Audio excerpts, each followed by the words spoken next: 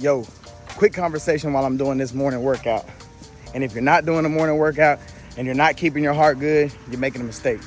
Be sure that you get your exercise in, make sure that your body's good, and make sure that you are out winning every single day, mentally and physically, you know what I mean? And your health is good, right? This is about the hard inquiry white play that I give to the community members all day long, classroom section, right? Listen, if they flag your number, right, from calling with that social, it's super easy. Don't stress out if you can't get through.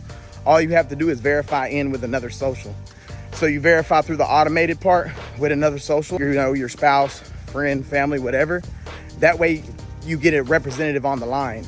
Then once you get a representative on the line, you can go ahead and give them your information and start disputing. Sometimes if you call too many times, they'll flag that number and you won't be able to get through. So that's how you counter it. You just verify in with another social and do all the automated stuff with another, you know, social or whatever. And then when you get into the actual part of the process, you can tell them your information because it's two different things. The automated stuff be trying to kick you out. So yeah, that's how you do that. Just make sure you know that other person's social and zip code and you'll be good. You'll get in. Yep, that's a quick tip for today. Appreciate you guys.